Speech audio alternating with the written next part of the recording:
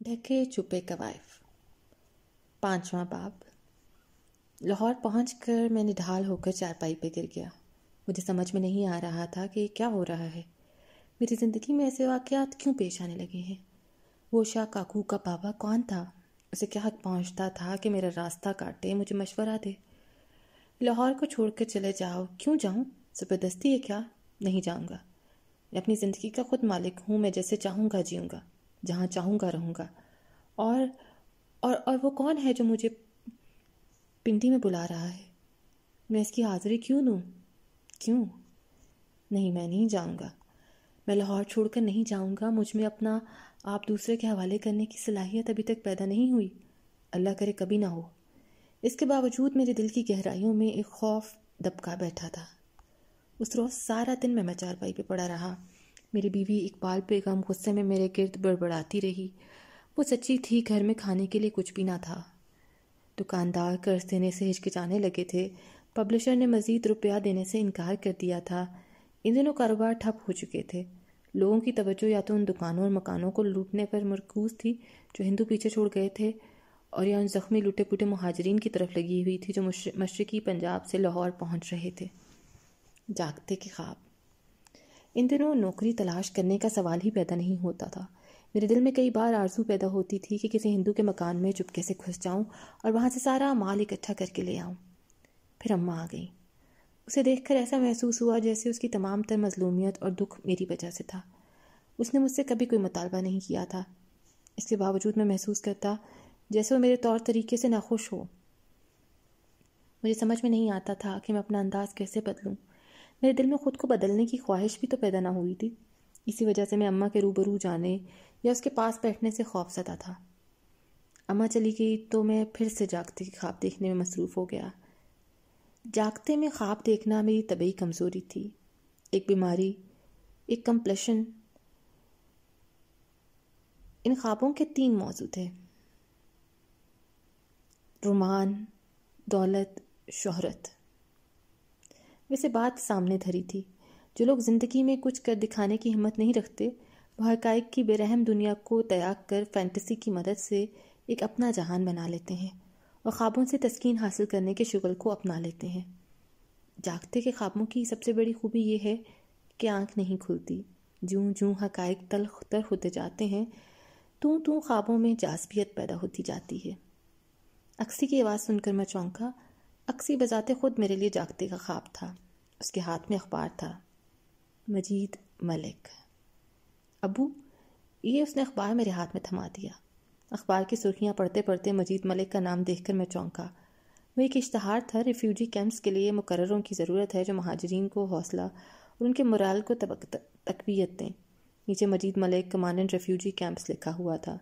मेरी तमाम तर तवज्जो मजीद मलिक पर मरकूज़ हो गई। मुझे ख़याल ना आया कि कैंप में मुलाजमत की सूरत पैदा हो सकती है। ख़याल कैसे आता? मजीद मलिक मेरा महबूब था। वो मजीद मलिक जिसकी तरफ मुतवज्जे होकर मैंने सादी को खो दिया था। सादी चीखती रह गई थी कि मजीद मलिक तेरा दोस्त नहीं है, मेरा भाई है, और भाई के काम बहन से मोहब्बत करना नहीं होता बल्कि उसकी खैर खाही करना होता है। और तुझे नहीं पता कि खैर खाही के जुनून में लोग क्या क्या नहीं करते। सादी ने बार बार मुझे ताकीद की थी कि मजीद मलिक से ना मिलना, इससे बच कर रहना। इसकी शख्सियत इस कदर जाजिब है कि वो तुझे अपनी जानिब मुतवज्जो कर लेगा। वो पेश मंज़र बन जाएगा और मैं पसे मंज़र होकर रह जाऊंगी। सादी चीखती चलाती रही, लेकिन मैं मजीद मलिक की जानिब बढ़ता गया और बिलाखिर उसकी शख्सियत के रंगीन भंवर में डूब गया। वो मजीद मलिक। फिर कुछ देर के बाद मैं रिफ्यूजी कैंप कमांडेंट के दफ्तर में मजीद मलिक के सामने बैठा था। हाँ, आप हैं। मजीद मलिक मुझे देखकर चिल्लाया। तशरीफ़ रखिए, तशरीफ़ रखिए। क्या पियेंगे आप, ठंडा या गर्म? वही पुरकशिश अंदाज, वही जाजिब गर्म जोशी, वही महबूबाना बेनियाजी, वही अध खुला होंठ जैसे अभी अभी कोई लतीफ़ा सुना हो, वही भरा भरा जिस्म, वही बातों की फुलझड़ियाँ, वही शगुफ्ता बेतकल्लफ़ी। कहीं कहाँ होते हैं आप आजकल? फ़िलहाल तो कहीं नहीं। क्या स्कूल मास्टरी छोड़ दी? हाँ, छोड़ दी। मुतालिकीन फसादात से मुतासिर हुए क्या? सब बच गए। ओह, बड़ी खुशी की बात है। आपकी शादी कैसी रही? मैंने अखबार में पढ़ा था कि आपने किसी स्कूल टीचर से शादी कर ली है। وہ فوت ہو گئی۔ اوہ، برسبیل تذکرہ سعدی کی شادی ہو چکی ہے، اس کے میاں ریاست کے نواب ہیں، 4 بچے ہیں۔ آپ کہاں ہیں سعدی؟ میں نے پوچھا۔ ریاست نے پاکستان سے الحاق کر لیا تھا، لیکن چونکہ پاکستان سے ملحق نہ تھی اس لیے انڈیا نے بزور قبضہ کر لیا۔ اور وہ لوگ، میرا مطلب ہے، ہاں وہ لوگ مشکلات میں ہیں۔ مشکلات تو ہوں گی، ہم نے جو جوا کھیلا ہے، پاکستان بنایا ہے، اس کی قیمت ادا کرنی پڑے گی، کر رہے ہیں۔ وہ مسکرایا۔ 1 گھنٹہ ہم دونوں باتیں کرتے رہے۔ جب میں رخصت ہونے لگا تو اس نے ایک ٹائپڈ خط میرے ہاتھ میں تھما دیا۔ بولا، یہ ایک معمولی سی آفر ہے، معمولی سی اسامی ہے، اگر آپ کے کام کی ہو تو ٹھیک ہے، ورنہ پھاڑ دیجیے۔ ریفیوجیوں کا مورائل بڑھانے کے لیے مائک لگا کر ان سے باتیں کرنا ہوں گی، ہمدردی کی باتیں، حوصلے کی باتیں، اسلام کی باتیں، جہاد کی باتیں، ہجرت کی باتیں۔ گھر پہنچ کر میں نے وہ خط پڑھا۔ 250 کی آفر تھی۔ 250 میرے لیے بہت بڑی رقم تھی۔ آفر منظور کرنے سے پہلے کیوں نہ میں ریفیوجی کیمپ دیکھا ہوں، میں نے سوچا۔ Walton refugee camp. Refugee camp Lahore سے 10-12 میل دور والٹن میں واقع تھا۔ ایک وسیع میدان میں یہاں وہاں ٹوٹی ہوئی بوسیدہ بارکیں تھیں اور ہوائی جہازوں کے ہینگر تھے جو ایسا دراز سے بے مصرف پڑے تھے۔ ان بارکوں اور ہینگروں کے درمیان اور باہر میدان میں جگہ جگہ پناہ گزینوں کے جھرمٹ لگے ہوئے تھے۔ 10-15 افراد اس درخت تلے بیٹھے ہیں، 20-25 بارک کے باہر سائے میں پڑے ہیں، 20-30 خالی میدان میں ڈھیر ہو رہے ہیں۔ جہاں تک نگاہ کام کرتی تھی ریفیوجی ہی ریفیوجی نظر آتے تھے۔ بوڑھے سر تھامے ہوئے بیٹھے تھے، بوڑھیاں منہ کھولے آسمان کی طرف ٹکٹکی باندھے بیٹھی تھیں، بچے سہمے ہوئے تھے، نوجوانوں کے چہروں پر اکتاہٹ تھی۔ لڑکیاں یوں بیٹھی تھیں جیسے وہ لڑکیاں نہ ہوں بلکہ نوعمری میں ہی بوڑھی ہو گئی ہوں۔ مٹیار عورتیں صرف جسم ہی جسم تھیں، انہیں یہ شعور ہی نہیں تھا کہ وہ عورتیں ہیں، ان کی آنکھوں میں نسائی چمک کا نام و نشان نہ تھا۔ عورت میں اگر نسائی شعور نہ رہے، اگر اسے احساس نہ رہے کہ وہ عورت ہے، تو وہ جسم کا ایک تودا بن کے رہ جاتی ہے، بے حس بھدے جسم کا تودا۔ اس میں چمک نہیں رہتی، جاذبیت نہیں رہتی، توجہ طلبی نہیں رہتی، تسخیر کی خواہش نہیں رہتی۔ سارے پناہ گیر شوق کے عالم میں تھے، وہ جذبات سے خالی ہو چکے تھے، وحشیات سے خالی ہو چکے تھے، ان پہ بوجھل مایوسی مسلط اور محیط تھی، دکھ اور غم سے وہ چور چور تھے، لیکن ایسا معلوم ہوتا تھا جیسے ان میں غم کھانے کی صلاحیت ہی ختم ہو چکی ہے۔ دکھ اور غم ان کے چہروں پر دائمی نقوش چھوڑ گئے تھے، مزید غم کھانے کی سخت باقیت نہ رہی تھی، اس لیے ان پہ بے حسی اور مایوسی کے غلاف چڑھ گئے تھے۔ میں نے انہیں دیکھ کر شدت سے محسوس کیا کہ اگر وہ فسادات میں مر جاتے تو بہتر ہوتا۔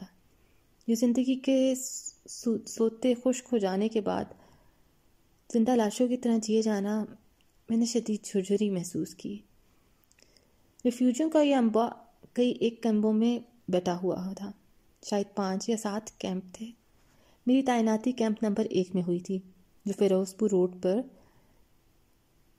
برلب سڑک واقع تھا، اس لیے میں کیمپ نمبر 1 میں گھومتا رہا، دیکھتا رہا، حتیٰ کہ مزید دیکھنے کی ہمت نہ رہی۔ دل دکھ سے بھر گیا، ذہن پر بے نام غم کے بادل چھا گئے۔ پھر میں یوں چل پھر رہا تھا جیسے نیند میں تھا۔ چلتے چلتے دفتن مجھے یاد آیا کہ میرا کام ان مردہ گٹھڑیوں میں جینے کی ہمت پیدا کرنا ہوگا، ان کا مورال استوار کرنا ہوگا، ان دھواں دار تاریخ خالی طاقوں میں امید کا دیا جلانا ہوگا۔ یہ کیسے ہو سکتا ہے؟ یہ نہیں ہوگا، یہ نہیں ہو سکتا۔ کیمپ کا ایک چکر لگانے کے بعد میرے اپنے احساسات شل ہو چکے تھے، میں خود زندگی سے اکتاہٹ محسوس کر رہا تھا۔ پاکستان کے محافظ۔ ان دنوں میرا شعور پختہ نہ تھا، مجھے باتوں کا علم نہ تھا، اس حقیقت سے واقف نہ تھا کہ کیا میں پاکستان پر جتنا بھی کشت خون ہو رہا تھا وہ پاکستان کی بنیادوں پر چونے گچی کا کام کر رہا تھا، پاکستان کی بنیادوں کو پختہ کر رہا تھا، اس کے قیام کو مضبوط تر کر رہا تھا، اس نوزائیدہ مملکت کو استحکام بخش رہا تھا۔ قدرت نے ہندو کی آنکھوں پر پردہ ڈال دیا تھا، عدم تشدد کے دائی کو تشدد پر ابھارا تھا کہ اس نئی اسلامی مملکت کو اپنے پاؤں پر کھڑے ہونے کی قوت حاصل ہو جائے۔ ان دنوں میں محض ایک دانشور تھا، چیزوں کو پرکھنے کے لیے میرے پاس صرف ایک کسوٹی تھی، عقل و دانش کی کسوٹی۔ میں سمجھتا تھا کہ عقل و دانش انسان کی واحد رہبر ہے، اس کا واحد امتیاز ہے۔ ان دنوں میں ارسطو کے قول کے چکر میں ڈبکیاں کھا رہا تھا۔ انسان ایک ذی عقل حیوان ہے، مجھے شعور نہ تھا کہ قدرت کے بہت سے اسرار عقل کی دسترس سے باہر ہیں۔ خون کا وہ کھیل جو ہندو سیاست مشرقی پاکستان میں کھل رہی تھی، اس میں مجھے غصہ آتا تھا، لیکن میں نے کبھی نہ سوچا تھا کہ صرف میں ہی نہیں، سارے پاکستانی بھارت کے خلاف غصے سے کھول رہے تھے۔ ان کے دلوں میں بھارت کے خلاف نفرت کی ایک دیوار ابھر رہی تھی۔ یہی نفرت کی دیوار پاکستان کے قیام کی ضمانت تھی۔ حب علی ابھی پیدا نہیں ہوا تھا، لہٰذا بغض معاویہ کے سہارے علیحدگی کے جذبے کو سینچا جا رہا تھا۔ بھارت کا گردواس پور کو ہتھیار لینا اور کشمیر پہ غاصبانہ قبضہ کر لینا، یہ دونوں عمل پاکستان قیام کے ستون بن گئے تھے۔ اگر بھارت تقسیم کے وقت مسلم کشی کی پالیسی نہ اپناتا اور تقسیم کے عمل کو خندہ پیشانی سے تسلیم کر لیتا تو بھارت اور پاکستان کے درمیان نفرت کی دیوار استوار نہ ہوتی، اور عین ممکن تھا کہ صلح اور آتشی کے جذبات تقویت پاتے رہتے اور دونوں ملک اس قدر قریب آ جاتے کہ پاکستان کا وجود متزلزل ہو کر رہ جاتا۔ لیکن قدرت کو پاکستان کا قیام منظور تھا، اس لیے ہندوؤں کی آنکھوں پر دبیز پردہ ڈال دیا گیا اور ان سے ایسی حرکات کا ارتکاب کرایا گیا جو بھارت کے مفاد کے منافی تھیں۔ رہا لاکھوں شہیدوں کا مسئلہ، وہ مسلمان جو پنجاب میں صرف اس لیے طے کر دیے گئے تھے کہ وہ مسلمان تھے، کلمہ گو تھے، یہ لاکھوں شہید مرے نہیں تھے، چونکہ شہید مرتا نہیں۔ یہ لاکھوں شہید پاکستان کی سرحدوں پر دائمی محافظ بن گئے تھے۔ ان سب باتوں کا مجھے شعور نہ تھا۔